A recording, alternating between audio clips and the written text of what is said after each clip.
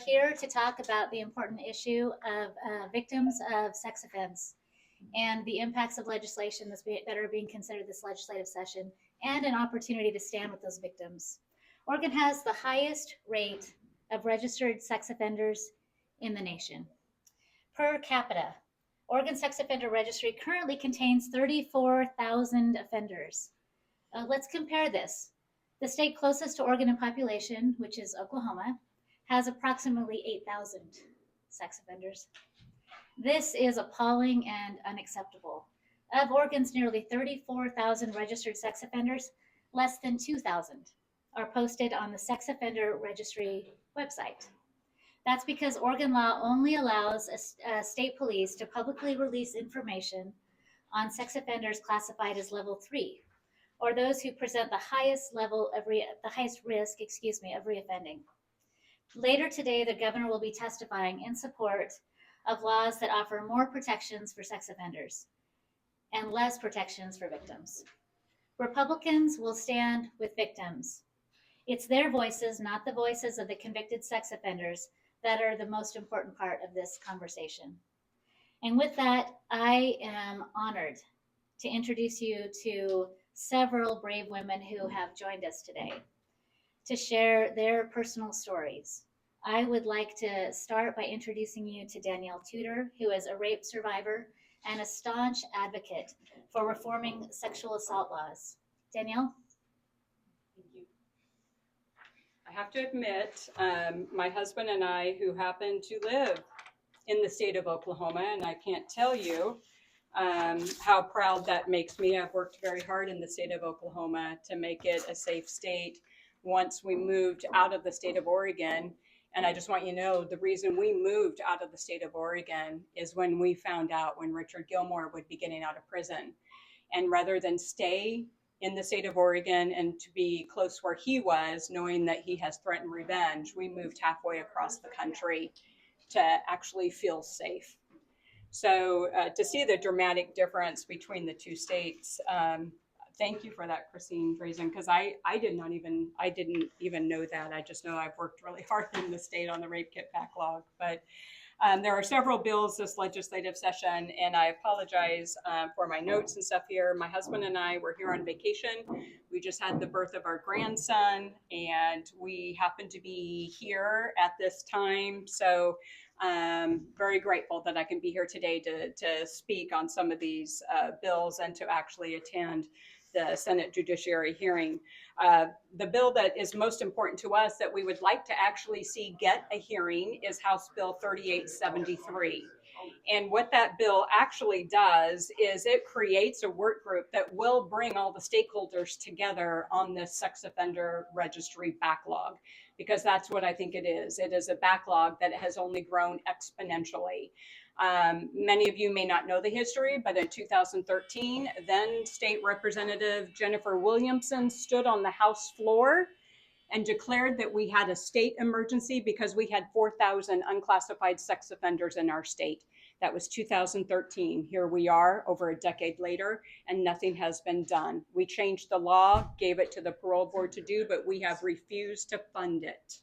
And that is the biggest issue, as the parole board has come every 2 years asking for money, and the legislature has consistently not given them the funds to do their job. So what we're seeing this legislative session is Governor Kotek and the Oregon Board of Parole proposing at least a trio of bills that will actually do away with the sex offender backlog. It will take away any oversight to the parole board as to how they classify these offenders, and it actually will reduce that 18,000 at least that are unclassified to anywhere as low as 850 to as many as 3,500, just depending on what literature you get from the parole board. That will tell you where that number falls, and it seems like none of us really know at this point.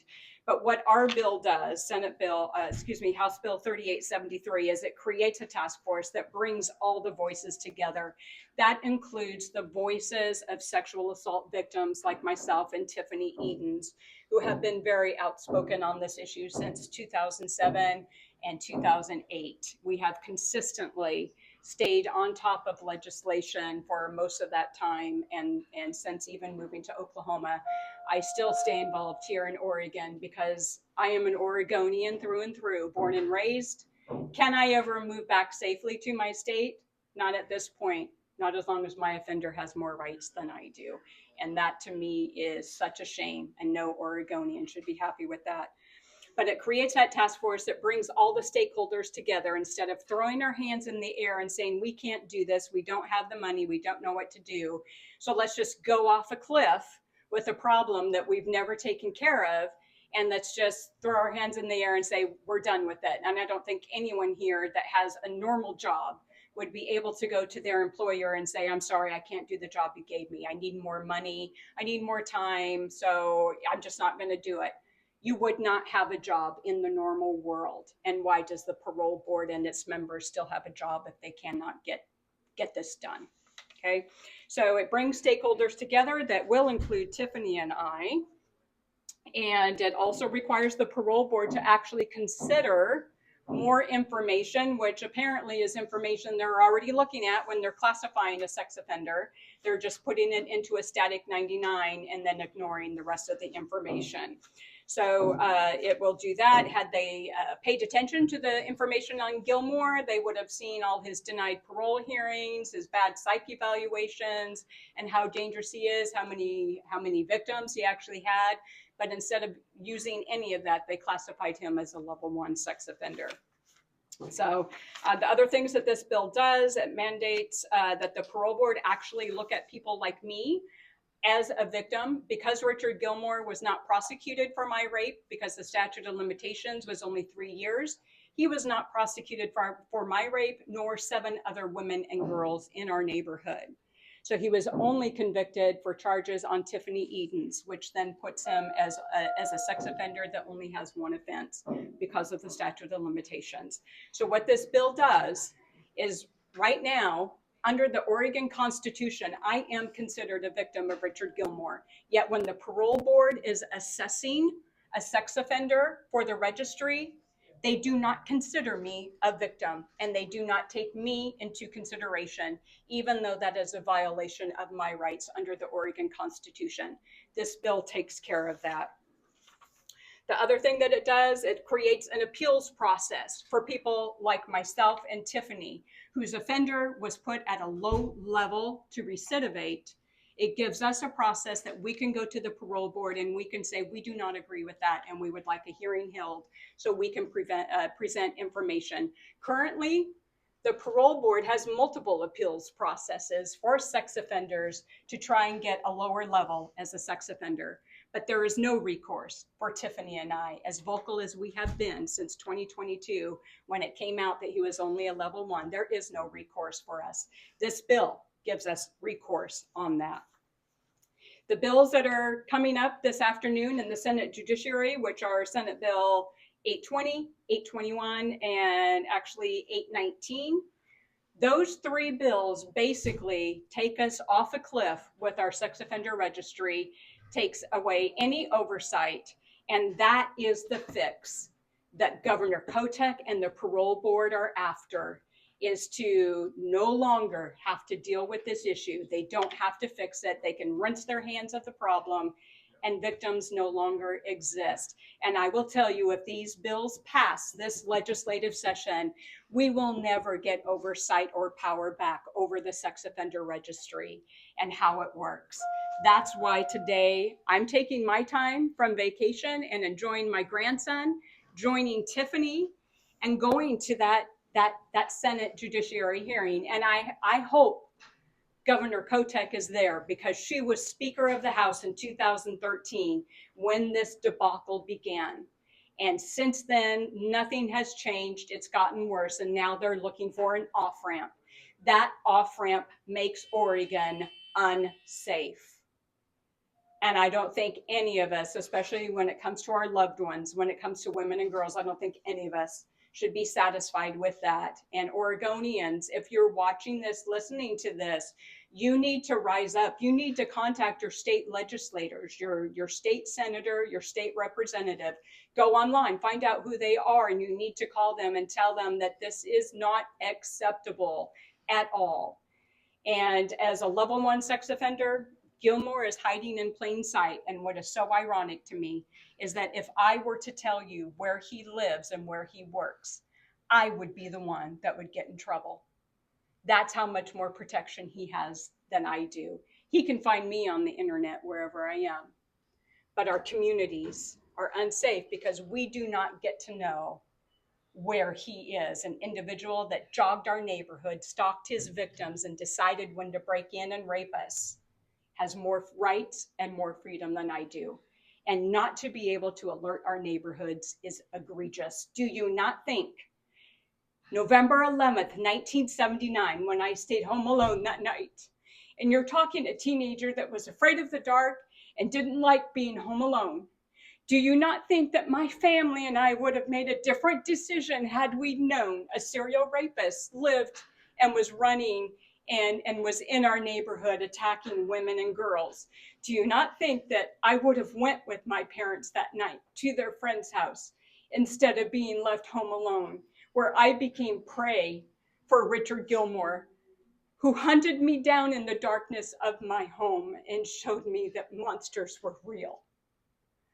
And I will never forget that, and it will forever impact my life, and there is no way that it cannot. So to even think that it would be appropriate to have unclassified sex offenders out there with no level knowing how dangerous they actually are, that is okay, and now we're going to rubber stamp it with a bill and say we're not going to be required to have to do this work, is egregious and should not and cannot be allowed. Tiffany Edens, who is my sister that means so much to me. She is my warrior in this battle, and I couldn't do it without her. I'm sorry. Sorry to make you cry, but no, that's I always cry. Yeah. But she will be speaking next. Thank you, Sissy. You're welcome. My name is Tiffany Edens. She got me all teary. I was 13 years old when Richard Gilmore broke into my home and attacked me and brutally raped me. And the scars don't ever go away. They might get less painful. But I remember when I was talking in legislation years ago, I think 2008 or 9 or something, and I explained that sex assault victims were like the Walking Dead, because that person killed a part of us that we can never get back. And we're just expected to keep moving forward and living our life as normal as possible. My story is a little different. I went down the road of drugs and alcohol. Prior to that, I was a tag student for drama. I was an accomplished ballerina and jazz dancer studying with Jelaine Stites. I had dreams and aspirations to become a Broadway dancer. I lived and breathed ballet and jazz. After that, I was no longer a tag student. I became one of those kids, and I started doing drugs and drinking. And I'm grateful that this last September I celebrated 10 years of clean and sober time. And so I know that my sissy, Danielle, we call each other sissy, it's beautiful. She spoke more about the bills. So I'm going to speak more about, I have questions for the state of Oregon, and I have a particular question for Tina Kotek. The last time that I saw her, I was at a bill signing ceremony on behalf of Danielle. It was her bill, and she just couldn't be there, and so I did that for her. And Tina Kotek hugged me and said, "Keep fighting. We see you. Keep fighting." Well, that's lip service. That's talking out the side of your neck. That means that whatever you just said to me, it's not valid.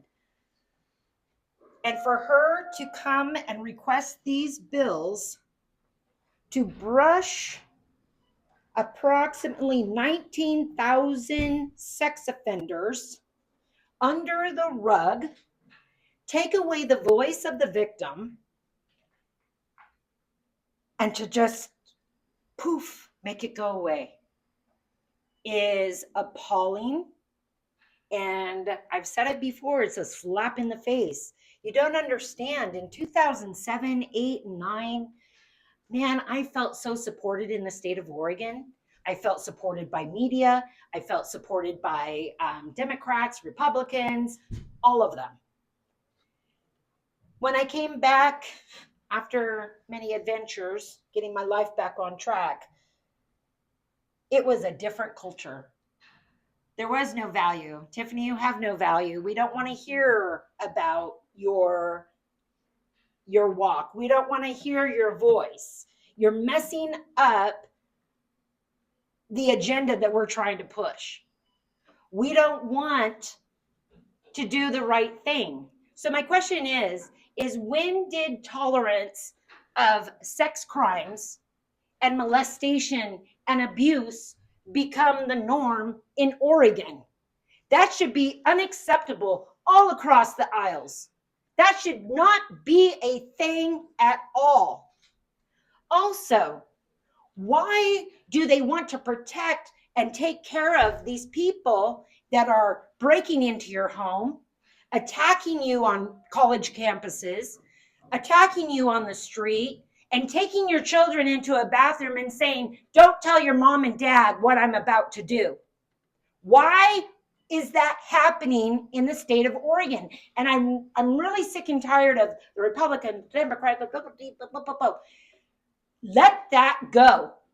This is an issue that covers everybody. They don't care what you identify as. They don't care what you vote as. They don't care. And every Oregonian should be just as concerned and just as heated as I am and Danielle is. So I'm excited. I look forward to being able to speak at this hearing. And I hope that Tina Kotek is there because I'm going to ask her that question. You said, you gave me a hug and you said to continue to fight. And now everything that you are doing is going against that fight. Why? Choose who you are going to support. Are you going to support your community? Are you going to support those that are victimized in your state? Or are you going to support those that are doing the atrocities and victimizing people? Come on, make a stand, do something. As Danielle said, in my role, my job, if there was something that's not working, my boss would say, come up with a solution, Tiffany, and make it so. If I said, I can't do it, she'd go, yes, you will, or you can find your way out, right? There's job duties, there's expectations. But for some reason, these people, we just couldn't do it, sorry. That's unacceptable, and taxpayers should be irate about that and should be speaking up. I don't care if you have a D or an R or an I or a G or whatever. You should all be concerned about this.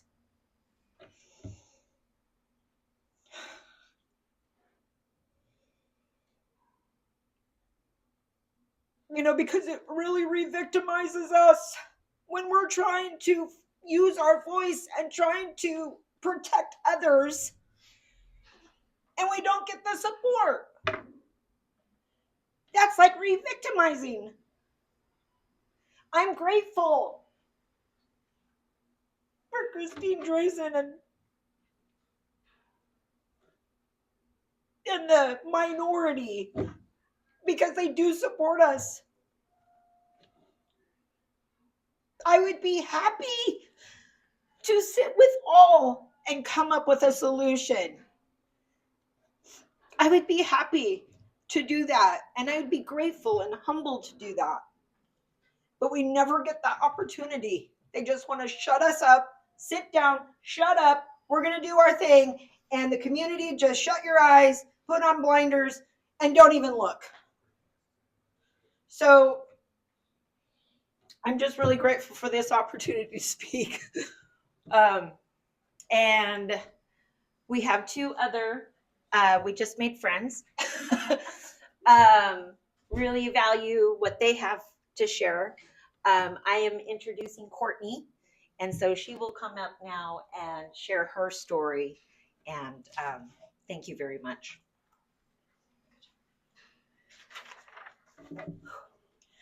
Well, as she said, my name's Courtney. I'm here today as a concerned citizen of the state of Oregon. In May 2023, my younger daughter, who was then 8, we had a competitive soccer team set for her. My husband was head coach, Jane was the assistant coach, and I was a team manager. These are all volunteer positions that we take very seriously in our community. One of the new players that was assigned to our team came forward to the club and notified us that they would not join the team and that they were aware that one of the parents on the team was a level 3 sex offender, and that was all we were given. We started doing our own research. The state of Oregon registry website had no information. We put every parent that we know of on that website. Everything came back negative. I just happened to think, isn't there a national one? Didn't know anything about it really. Went to the national one, and the very first name I entered on there came up with a hit. This person is a level 3 sex offender in the state of New York. Through our research, we discovered that they had moved to the state of Oregon, and we believe approximately 2011. And as of today that I know of, he has yet to be assessed and assigned a state risk level in the state of Oregon.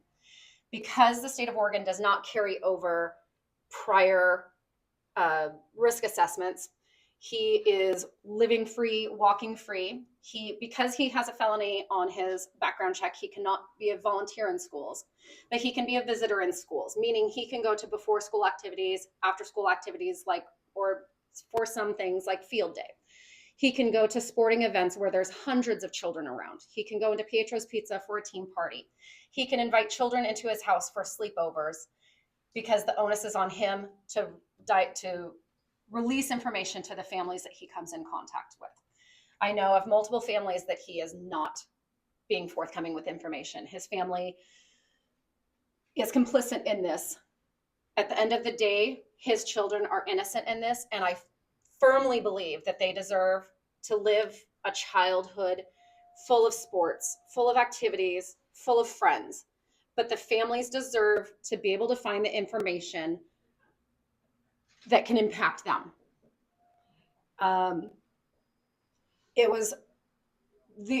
So backtracking a little bit, sorry. Once we found out who it was, we worked with the club to try to find a solution. Because he is a sex offender, has more rights than the communities that he lives in. The club asked him to leave the team.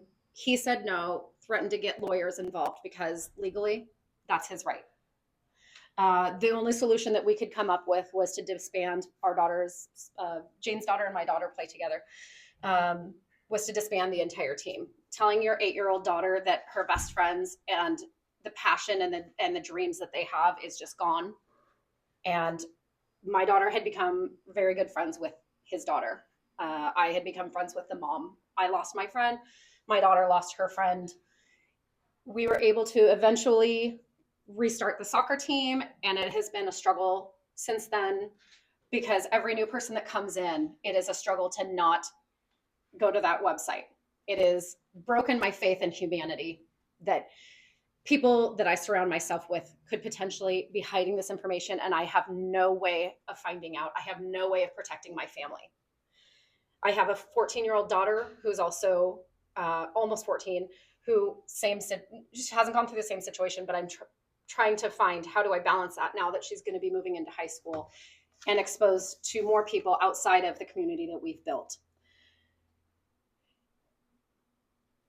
It's becoming more and more of an issue as his children get older. They try new activities, they try new sports. And Jane and I are constantly getting messages, hey, my daughter is on the same soccer or the same sports team or the same organization as this. What do you know? The clubs themselves cannot do anything. The organizations can't do anything. They cannot send out any notifications because, as they both mentioned, the sex offenders are being protected. They have more rights than we do. And I am in full agreement with the bills that are being proposed by Drazan and Hayden, and they're small fixes, but it's a step. The other bills, 820 and 821, will completely decimate our ability to protect our families, and it just makes the problem go away. But the problem will always be there, and it will get worse, and it will get worse. Thank you. Hi, I'm Jane Mendoza. First, a personal note, I am a newly naturalized American citizen within the last 18 months. And when I got my voter registration card, I very proudly registered as a Democrat. And to hear that the people I trusted to represent the values that I hold dearest, including keeping vulnerable citizens and children safe, are actively working to dismantle what few protections we have against sex offenders just roaming free in our community without the repercussions that they should have is absolutely devastating. And that's something that has hit me today as I've been listening to people speak, that I feel so horribly represented by those representatives that I voted for in my first ever United States election. So I'm a youth sports coach, and I'm background checked annually. I have to complete safe sport training annually. Parents entrust me to keep their children safe for hours upon hours every week. I carpool them. I stay with them after practice if their parents are late. They put a lot of trust in me, and their safety is my #1 priority. It is something I take very, very seriously. To hear about this parent, to know that I had allowed kids to go to the bathroom during practice in pairs, knowing now that there was a registered sex offender who had been issued a level 3 in another state and who was walking around unassessed in Oregon because Oregon cannot get through their backlog, was shocking and horrifying. What if something had happened to those children? I would have been liable. I would have lived the rest of my life with guilt at having not kept my promise to keep them safe. I need these bills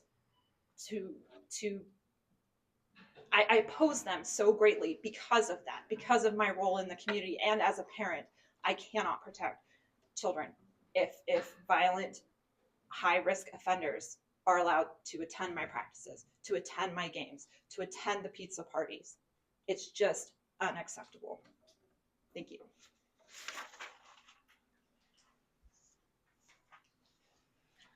Hi, I'm Cedric Hayden. I'm a senator here, and I wanted to thank Danielle, Tiffany, Jean, and Courtney for coming out today. That is bravery. And it's sad that we don't have 90 legislators standing behind us here today. This should be a bipartisan issue. And not only are they here today, but several of them have been here session after session after session, just asking for their voice to be heard. I have a couple of bills. They get different numbers each session, but the concept behind one is 1008, 1009. The concept behind those are these victims in Oregon should have a right. Our current governor is the one that set this up as Speaker of the House back a decade ago. The solution that we have here, we know costs between $6 and $7 million to bring in enough personnel to get this backlog of 18,000 sex offenders caught up. When you're talking a $20 billion healthcare budget or more, this is not even a drop in the bucket. It would be one phone call by our governor to say to our president here, give us the $7 million, solve the problem.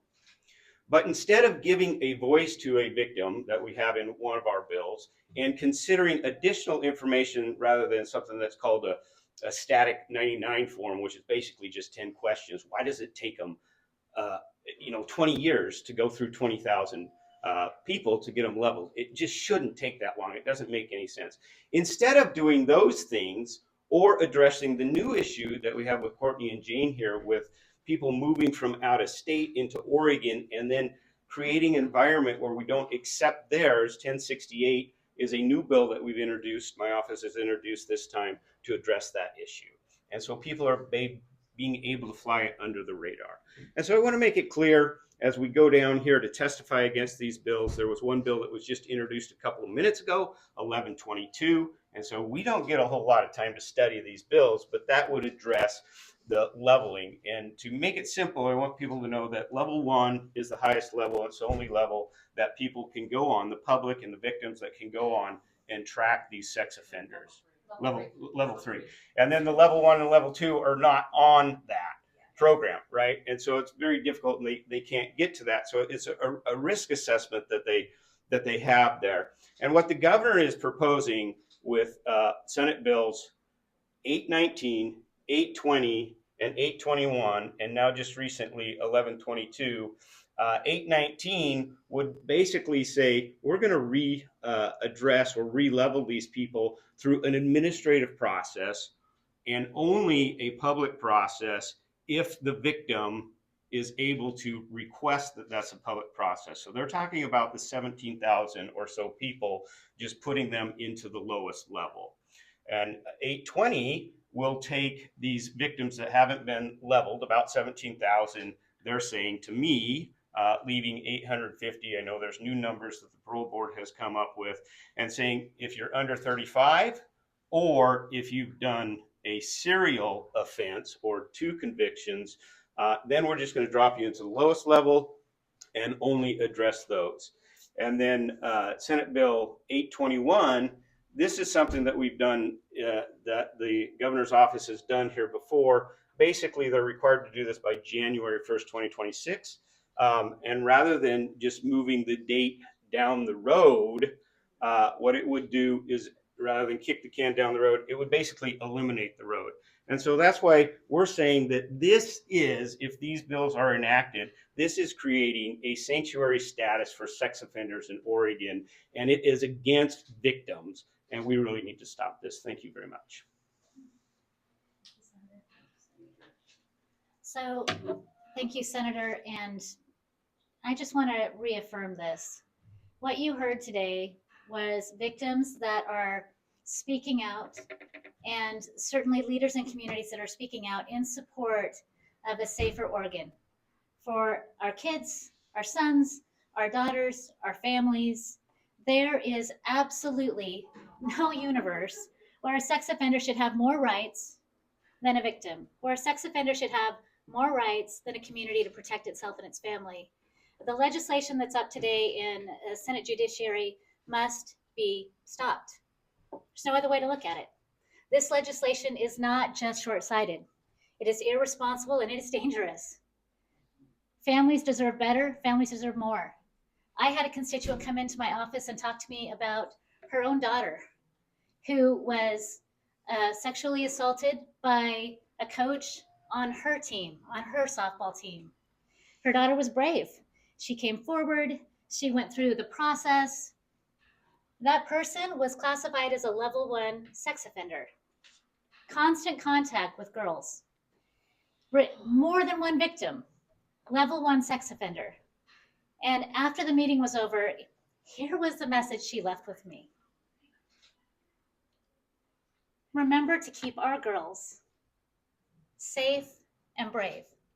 And I would add to that, let's keep all of our kids, all of our families, and the people in this state safe from those who would harm us. We cannot allow Oregon to become a sanctuary state for sex offenders. We must stop this legislation, and we must advance the legislation that is being actively supported in this building. And I invite Democrats and folks across the aisle to join us in that. Thank you for being here today.